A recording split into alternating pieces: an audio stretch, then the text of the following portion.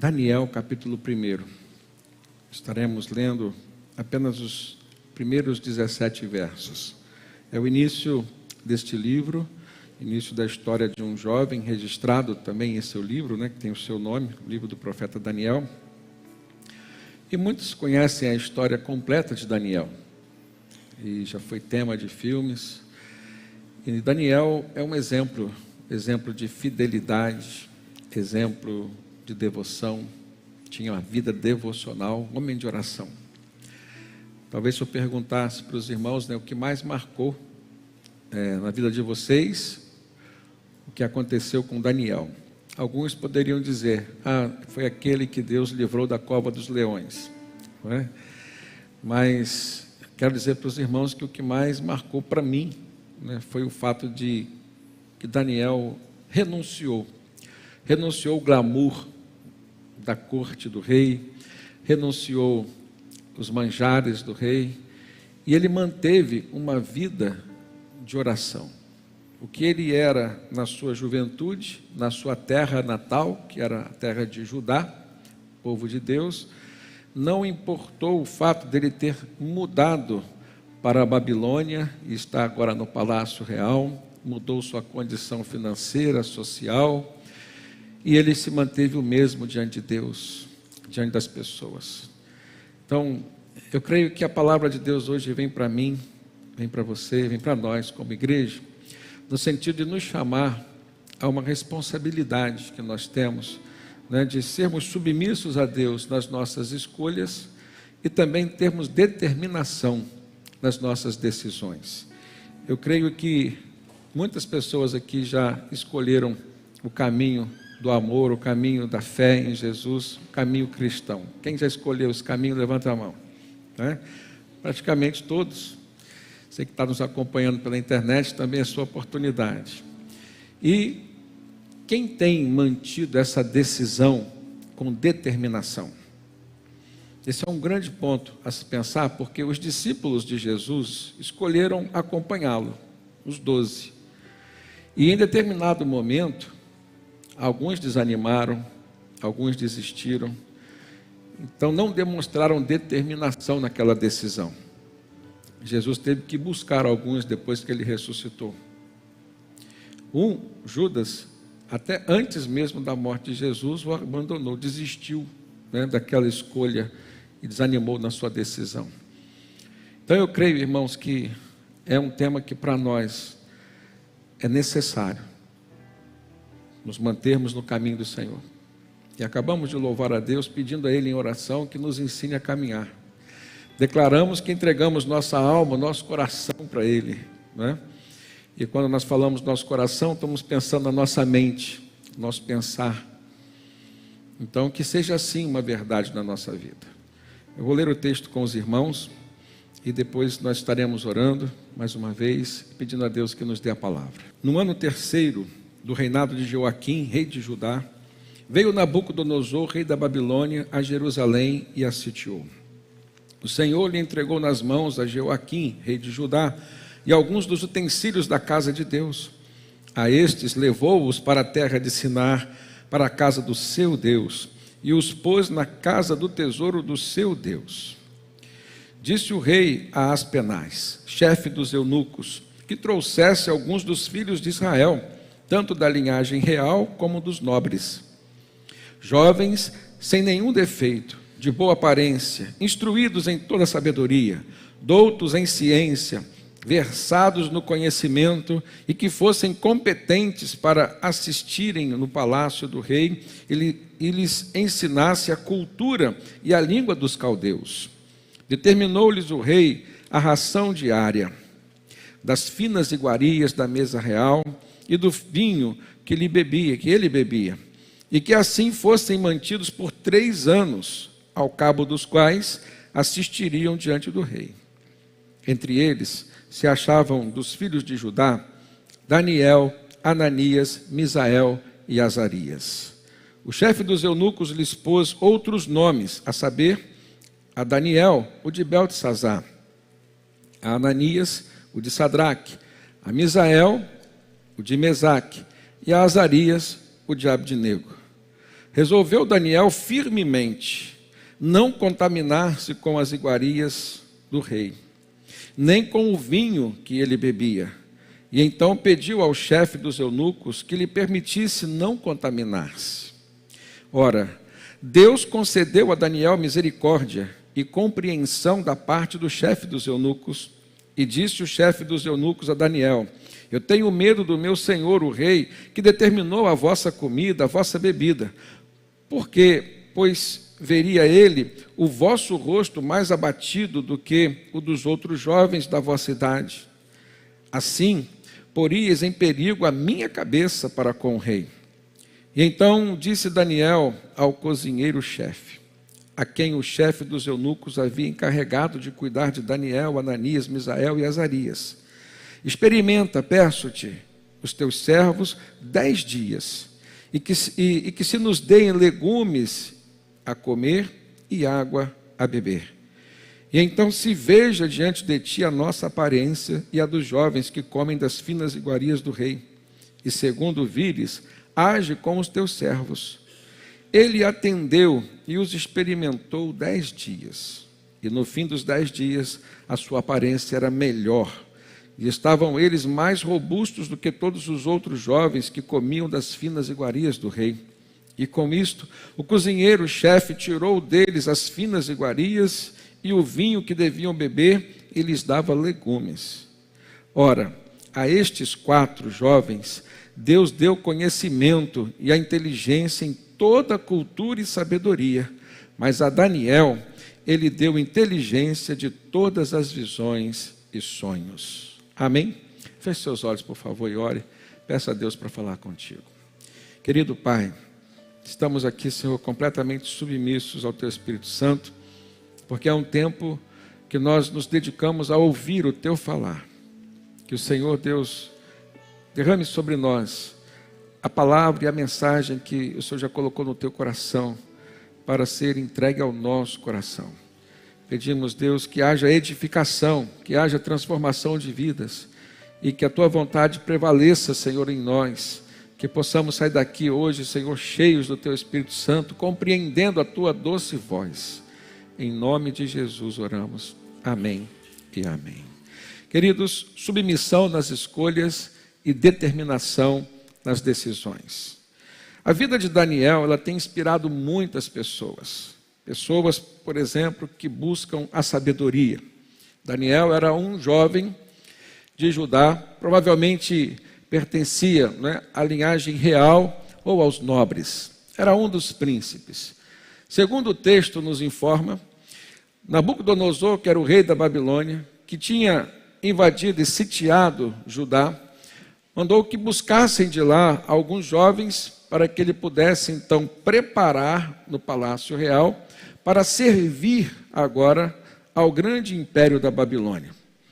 Desses, 4 se destacaram: Daniel, Misael, Ananias e Azarias. Esses jovens foram retirados do seu convívio familiar, da sua terra natal, afastados da religiosidade do seu povo e foram introduzidos numa cultura diferente.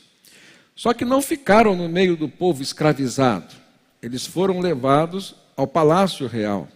Havia um propósito da parte de Deus para a vida de Daniel, para a vida dos seus amigos, bem como havia também um propósito por parte do rei. Nós entendemos que o Senhor nos criou para a sua glória, e a Bíblia assim nos diz. Nós encontramos significado na nossa vida quando nós servimos a Deus. E de repente a gente se vê dentro de um contexto no qual somos chamados, por exemplo, a servir outros reinos. Esse era o caso específico de Daniel.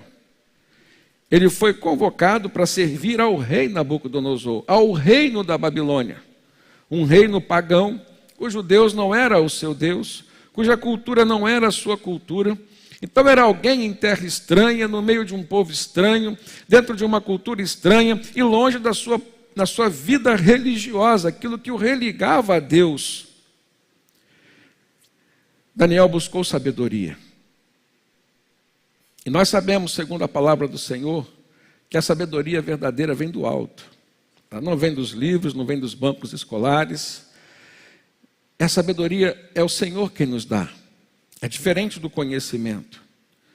Nós entendemos que aquilo que Daniel buscou enquanto sabedoria, ele conseguiu porque, junto com a sabedoria, ele teve interesse, dedicação a desenvolver uma vida de santidade e uma vida de determinação, fosse diante dos desafios que pudessem aparecer e até mesmo diante das novas circunstâncias que ele estava presenciando. E apesar de estar longe da sua terra, apesar de estar distante dos olhos dos seus familiares, dos seus amigos, dos sacerdotes, Daniel se manteve firme na sua fé, no seu comportamento, na sua conduta. E ele escolheu continuar submisso a Deus. Essa é uma escolha que ele fez e que nós precisamos nos exercitar a fazermos. E diferente daquilo que aconteceu com Daniel, no que diz respeito ao meio, às camadas sociais, às oportunidades profissionais, cada um de nós pode passar por uma experiência no campo espiritual semelhante. Ou seja, apesar das diferenças que cada um de nós traz consigo, cada um vivendo a sua experiência profissional, cada um na sua camada social, cada um tendo o seu nível intelectual, né? Mas aquilo que diz respeito ao propósito espiritual de Deus para nós, nós temos tudo em comum. Então todos nós podemos passar por uma experiência como Daniel passou. E aliás, eu quero dizer que todos nós somos convidados todos os dias, no que diz respeito à escolha que Daniel fez, nós também somos convidados a fazer. Somos convidados a escolher a qual reino vamos servir. No caso de Daniel, ao reino de Nabucodonosor, reino dos babilônicos, né, ou ao reino de Deus.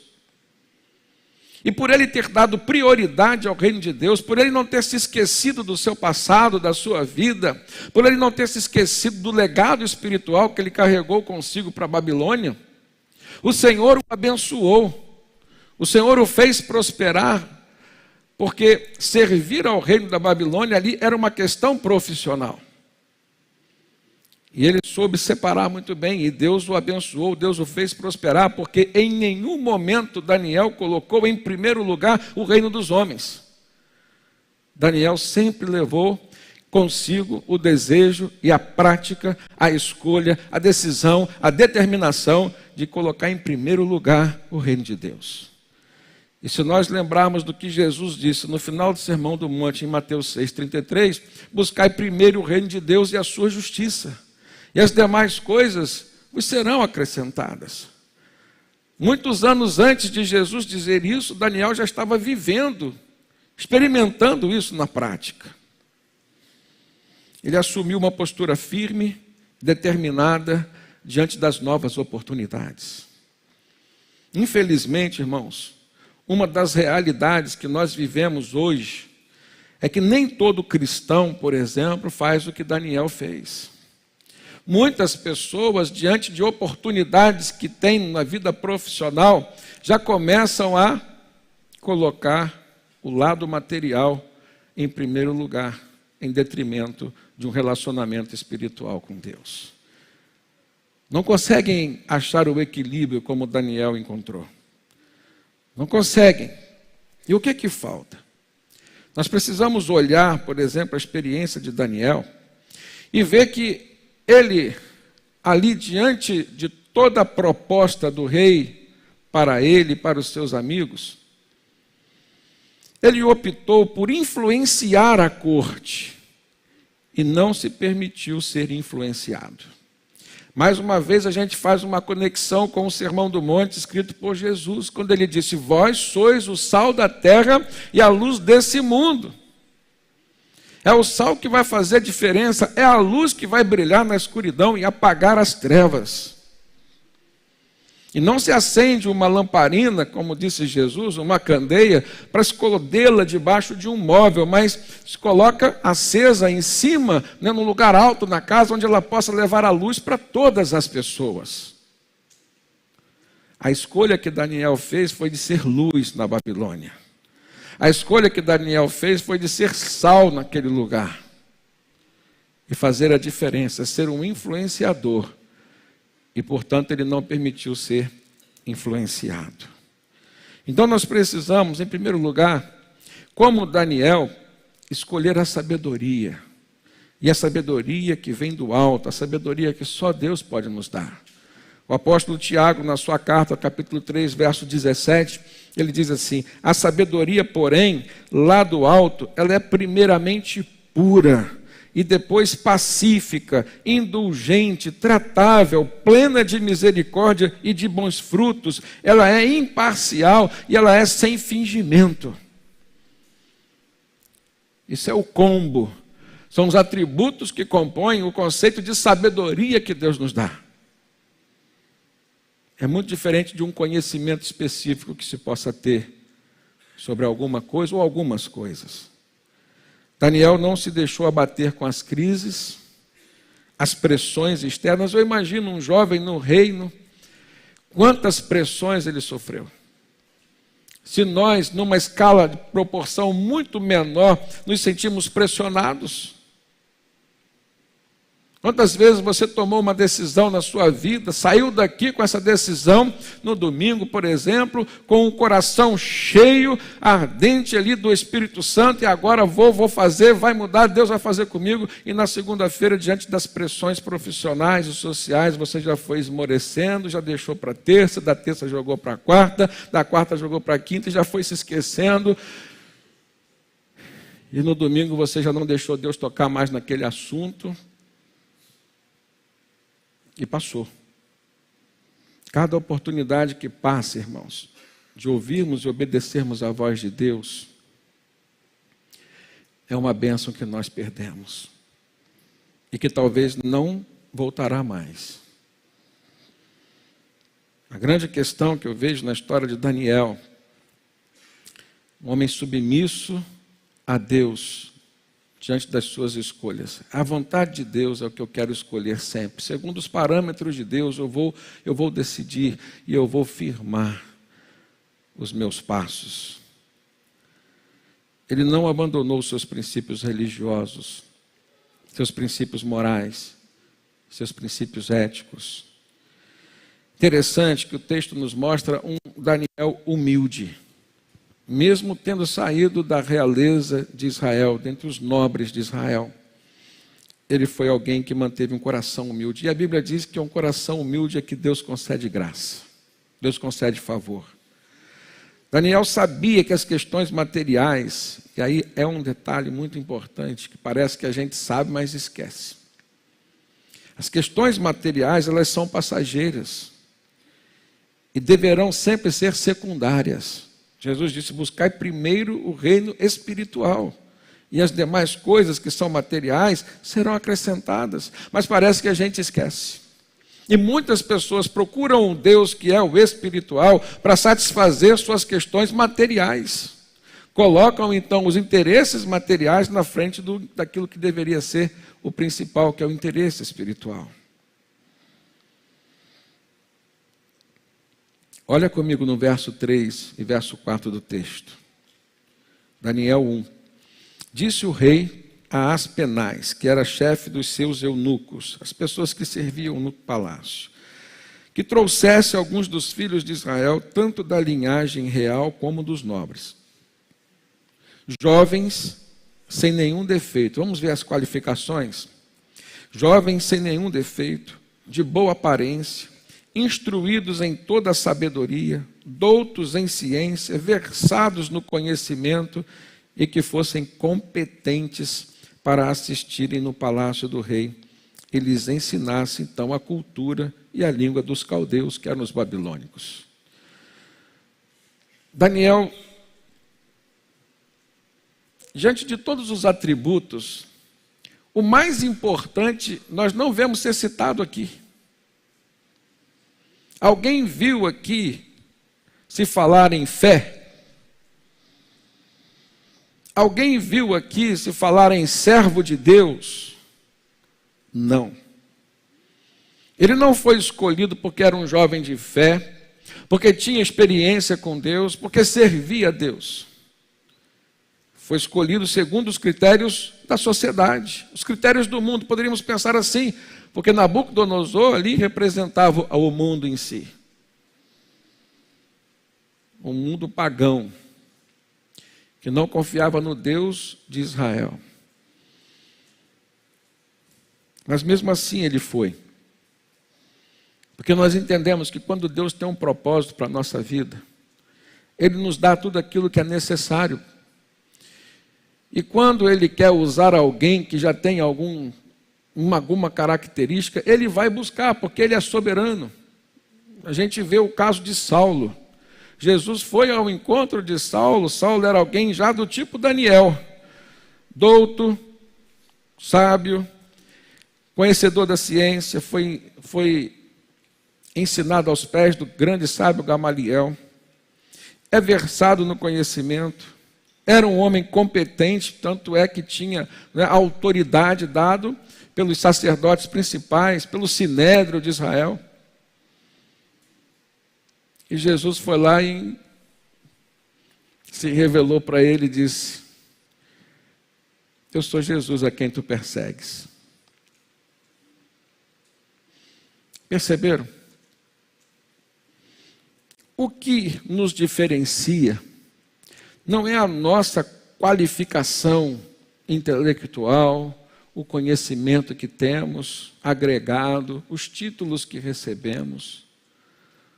O que nos diferencia é a nossa fé, a nossa submissão a Deus, a nossa determinação por permanecer nos caminhos dele. As outras coisas, Deus dá, Deus tira, Deus tem autoridade para buscar, Deus tem autoridade para rejeitar também.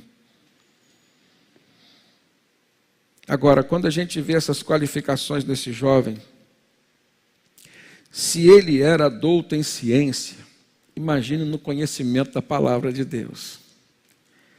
Se ele era alguém versado no conhecimento, como diz o texto, imagine no conhecimento da palavra de Deus e do Deus da palavra a quem ele servia.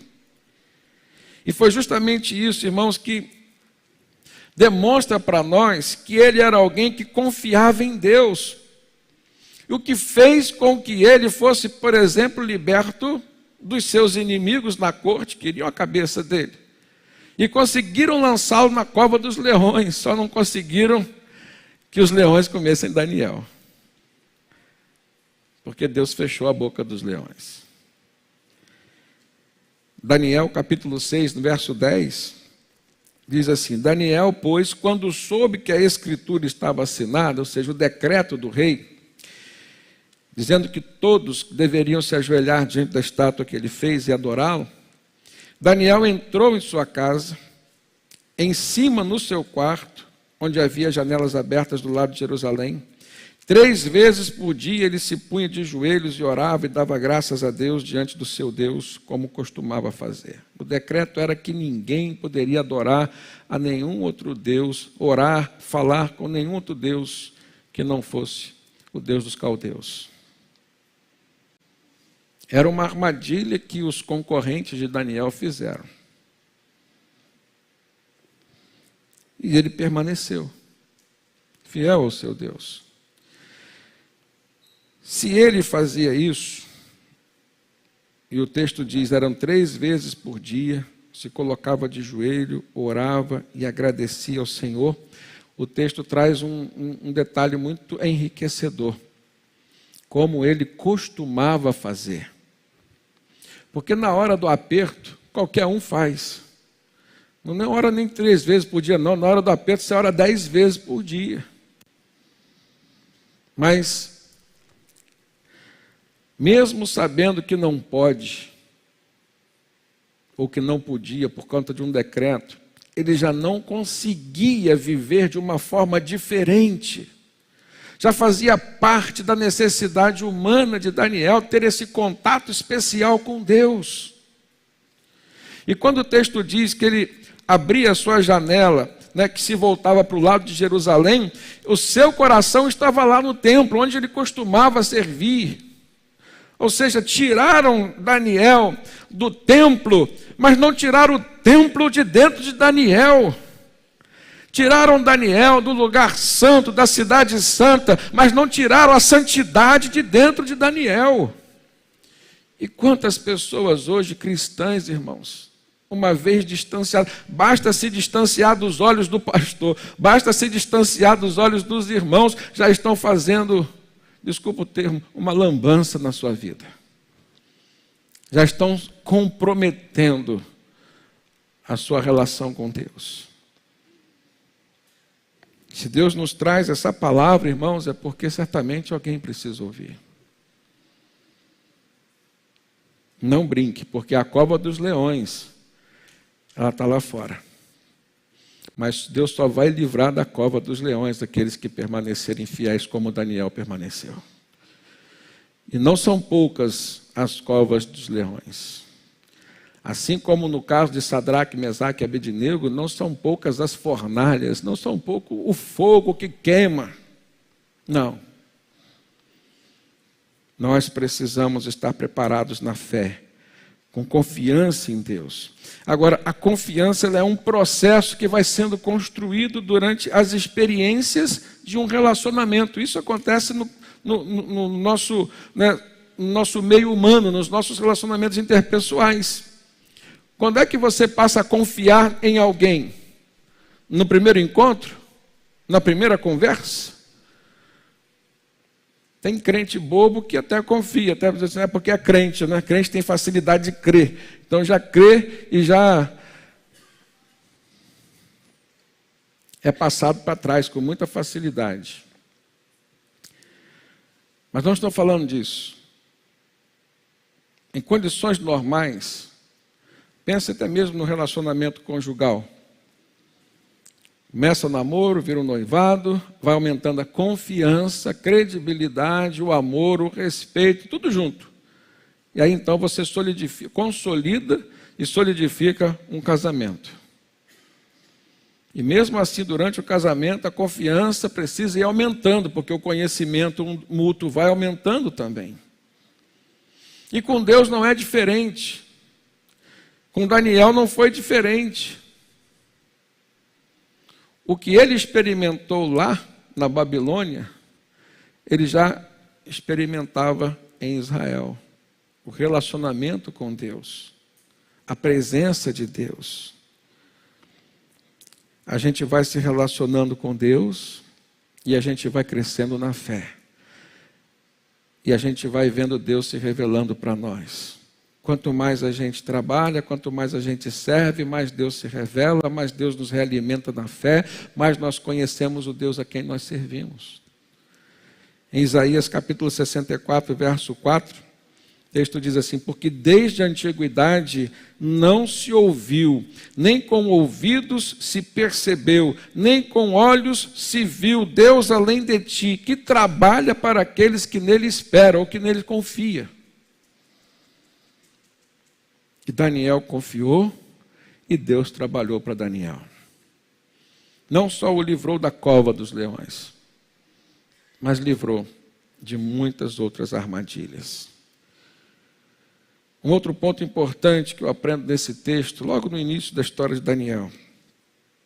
No verso 8, diz que resolveu Daniel firmemente não se contaminar com as finas iguarias do rei, nem com o vinho que ele bebia. E então pediu ao chefe dos eunucos que lhe permitisse não contaminar-se. O que eu percebo é que nós, assim como Daniel, que fez uma escolha firme, diz o texto, resolveu firmemente, nós precisamos escolher e permanecermos firmes, fiéis a Deus em todas as situações, independentemente das circunstâncias. Nós precisamos permanecer fiéis ao Senhor naquilo que nós decidimos por Ele. O autor aos Hebreus, capítulo 10, verso 38, Diz assim: todavia o meu justo viverá pela fé. E se retroceder, nele não se compraz a minha alma. Não há prazer na alma de Deus, né? Diante de alguém que vai retroceder. Nós, porém, não somos dos que retrocedem para a perdição. Somos, entretanto, da fé para a conservação da alma. Amém, queridos? Retroceder nunca. A gente não vê Daniel arredando o pé 1 milímetro do passo, do caminho que Deus estabeleceu para ele. Tem coisas que não são negociáveis na vida cristã. Não podemos negociar princípios que são fundamentais e que a palavra de Deus nos mostra, nos ensina. E é como Deus estivesse declarando para nós os valores celestiais. Você vai negociar os valores celestiais aqui na terra? Não tem como, não tem como. E aí eu entendo que a qualidade da nossa fé vai depender da nossa dedicação a Deus e ao serviço do seu reino. A qualidade da nossa fé vai depender da nossa dedicação a Deus e ao serviço do seu reino. Porque a fé vem pelo ouvir, mas a fé também vem pelo trabalho, pelo servir. E quanto mais nós servimos, mais nós conhecemos ao Deus, mais nós conhecemos o Deus a quem nós servimos. E isso será fundamental para o crescimento da nossa fé. Agora, você quer servir bem a Deus? Aqui tem um outro detalhe importante nesse texto. Para servir bem aos homens, a gente precisa se capacitar. Agora, tem pessoas que não querem se capacitar para servir a Deus. Isso é um grande detalhe, irmãos. Nós temos que deixar de ser cristãos preguiçosos, estudar a palavra, dar prioridade às coisas de Deus, às coisas que edificam. Jesus disse que a boca fala aquilo que o coração está cheio, aquilo que está na sua mente, aquilo que está ali, fluente. Qual foi o último assunto? Qual foi a última coisa que você conversou hoje, antes de vir para o culto? É lógico que aqui dentro a gente vai falar das coisas de Deus. Aqui a gente vai pensar em Deus. Aqui a gente veio para ouvir Deus, ouvir de Deus, cantar para Deus, orar para falar com Deus. Mas a nossa vida com Deus não se resume a esse pequeno tempo que a gente tem aqui no templo. Não.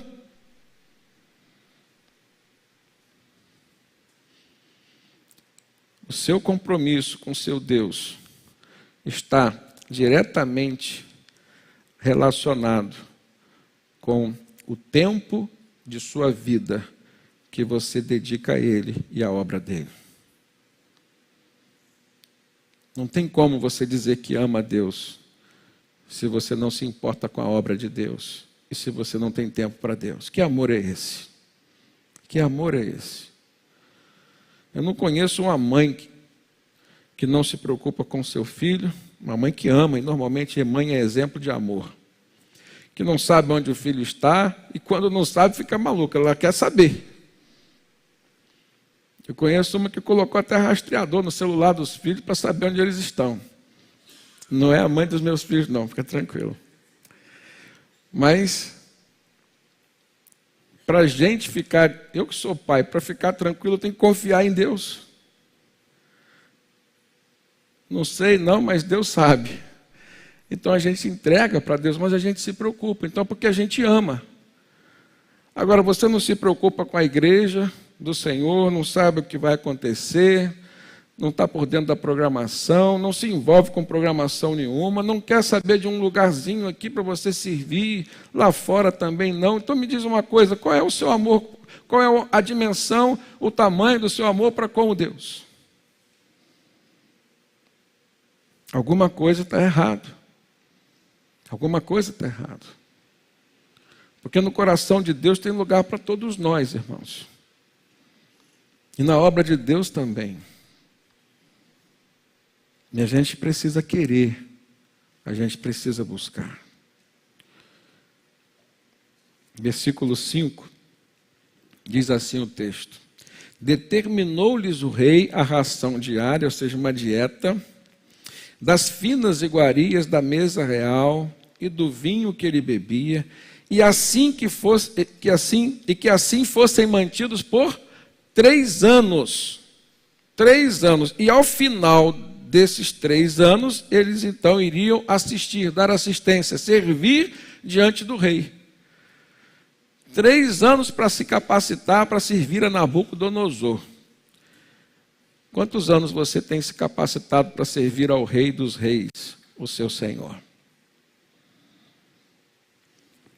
A igreja oferece a escola dominical, a igreja oferece curso de teologia e missões, a igreja oferece curso Casados para Sempre, os casais, curso no Ministério Viva o Caminho, tem para você escolher.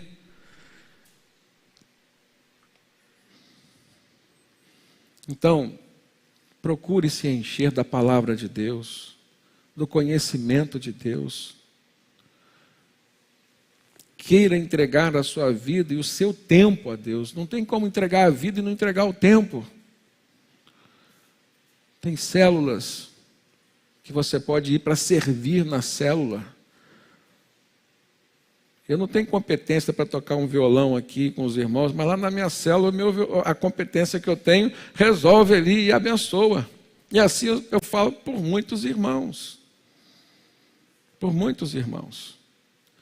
De alguma forma. Só em você lembrar de alguém e observar, mandar uma mensagem, orar por ela. Se você quer ser um crente útil, mesmo que invisível, entre no ministério de oração da igreja. Ministério de oração é um lugar que tem as pessoas que não querem, em hipótese alguma ali, eu sei que não querem aparecer. Mas querem servir. Nós precisamos arrumar um lugar no reino de Deus para servir ao Deus e nos capacitar. Quanto mais a gente se capacita, mais Deus nos usa. Mais Deus nos usa. E Ele já te deu um dom espiritual quando você se converteu, justamente para você usar na obra de Deus. Pelo menos um dom. Então use esse dom. Tem pessoas que são tão simpáticas. Vai para a porta da igreja receber os visitantes, receber os irmãos. Tem pessoas que sabem preparar um café maravilhoso. Então prepara um café para os visitantes aqui. A gente vai ver um lugar para servir um café para os visitantes. Mas eu já tentei 3 vezes aqui na igreja ao longo desses 18 anos. Comecei e as pessoas que aceitaram o desafio foram esmorecendo, foram parando. Troquei a equipe, comecei outra, foi parando. E sempre tem uma desculpa para parar. Determinação. Escolheu? Agora permaneça firme naquilo que você escolheu. Lá em 2 Timóteo 2,15, o apóstolo Paulo fala assim com o pastor Timóteo, fala assim com o crente Timóteo: procura apresentar-te a Deus aprovado como obreiro que não tem do que se envergonhar e que maneja bem a palavra da verdade.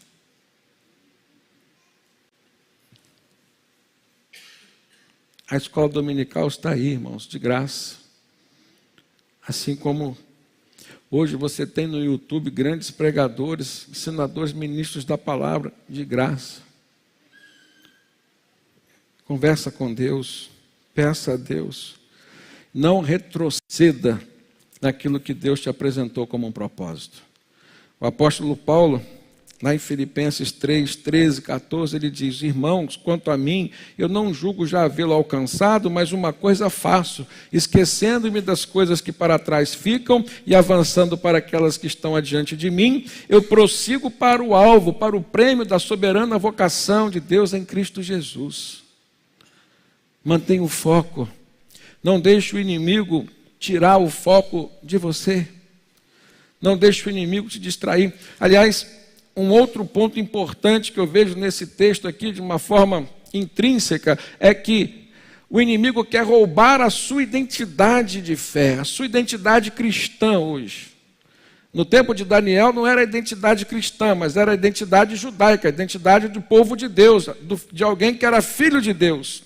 E veja isso no texto. Está lá, quando, no verso 7, o chefe dos eunucos lhes pôs outros nomes, a saber, Daniel colocou o nome de Beltesazar, Ananias colocou o nome de Sadraque, a Misael colocou o nome de Mesaque e a Azarias colocou o nome de Abednego. Para que isso? Para que mudar o nome de alguém? Dar uma nova identidade para alguém? Agora você vai pensar o seguinte, o que estava por detrás disso no reino espiritual? Os nomes na comunidade judaica, na cultura judaica, quando os pais escolhiam, tinham sempre uma relação com Deus. Os filhos são herança do Senhor. A Bíblia não diz isso? Então, quando eles recebiam o filho de Deus, eles sempre atribuíam, associavam a Deus através do nome. Daniel significava Deus é o meu juiz. Ananias significava Deus foi gracioso. Misael significava quem é como Deus? Uma pergunta, mas ao mesmo tempo uma exclamação. Azarias significava Deus é quem me ajuda, Deus é quem me resgata. Parece que o pai estava profetizando que Deus resgataria o seu filho da fornalha. Aí eles chegam lá no palácio na Babilônia e mandam mudar o nome deles. Beltesazar, que era Daniel. Bel, um deus pagão. Bel protege a vida do rei. O significado. Tinha nada a ver com Deus. Sadraque, comando de Iaco. Iaco era o deus da lua. Então, além de tirar os nomes dele, que era a identidade que vinculava eles a Deus verdadeiro, colocaram novos nomes que faziam vínculo com o Deus pagão. Mesaque, quem é como Aco? Abednego, servo do Deus Nebo. Um homem que era servo de Deus, Jeová, o Deus verdadeiro, agora recebe o nome dizendo que ele é servo de uma divindade pagã que não existia. Da mesma forma, hoje, o inimigo ainda continua tentando roubar a nossa identidade em Cristo Jesus. Mas nós não podemos nos esquecer de onde Jesus nos tirou. O apóstolo Paulo fala em 2 Coríntios 5,17, se alguém está em Cristo, nova criatura é, as coisas velhas já passaram, eis que tudo se fez novo. Você é uma nova criatura em Cristo Jesus. Talvez Deus não tenha te dado um novo nome, mas Ele te deu uma nova identidade. Porque na nossa cultura, o nosso nome não tem nada a ver com a nossa identidade. Mas no seu coração você sabe quem você era e você sabe quem você é agora. Lembre-se dos seus pecados, que Jesus te perdoou. E saiba que Deus tem um plano para a tua vida. Amém? Por último, irmãos, nós precisamos sempre nos lembrar que Deus é poderoso para nos guardar e abençoar em qualquer que seja a circunstância, em qualquer que seja o lugar. E foi isso que aconteceu com Daniel e seus amigos. No verso 8, no verso 9, diz que resolveu Daniel firmemente não contaminar-se com as finas iguarias do rei, nem com o vinho que ele bebia, e então pediu ao chefe dos eunucos que lhes permitisse não contaminar-se. Ora, Deus concedeu a Daniel misericórdia e compreensão por parte do chefe dos eunucos.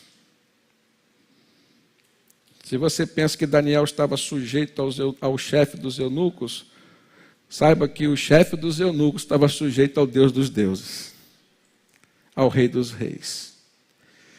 Então, às vezes você pensa que eu estou debaixo da autoridade de um ímpio. Não. Você nunca vai estar debaixo da autoridade de um ímpio se o seu coração estiver submisso ao seu Deus, porque Deus está acima até mesmo de todo e qualquer ímpio. Nós temos que confiar mais no poder da oração.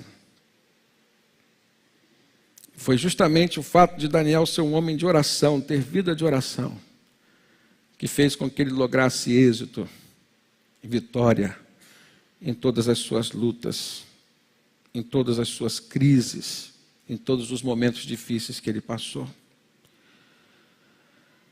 Lá em Tiago 5,16, a palavra de Deus nos diz: confessai, pois, os vossos pecados uns aos outros e orai uns pelos outros para que vocês sejam curados. Muito pode a oração de um justo. Tem muita eficácia a oração de um justo. Então comece a orar pelos seus desafios. Comece a orar pelos desafios, por exemplo, que os seus filhos estão passando, estão experimentando. Comece a orar pelo seu chefe lá no seu trabalho, independente se ele é um ímpio ou não. Comece a orar. Porque não há nada, nem ninguém, que não esteja debaixo da autoridade do Deus Altíssimo. Deus sempre estará disposto a suprir as necessidades dos seus filhos. Não importa a circunstância, nem o lugar. Era em Judá, mas foi também lá na Babilônia. O Deus que cuidou de Daniel em Judá foi o Deus que cuidou de Daniel na Babilônia. É o Deus que vai cuidar de você, aonde você estiver. Lá em Efésios 3:20, o texto diz: ora, aquele que é poderoso para fazer infinitamente mais do que tudo que nós pedimos ou pensamos, conforme o seu poder que opera em nós, a ele seja a glória na igreja e em Cristo Jesus, por todas as gerações e para todo sempre. Amém. Que Deus nos abençoe.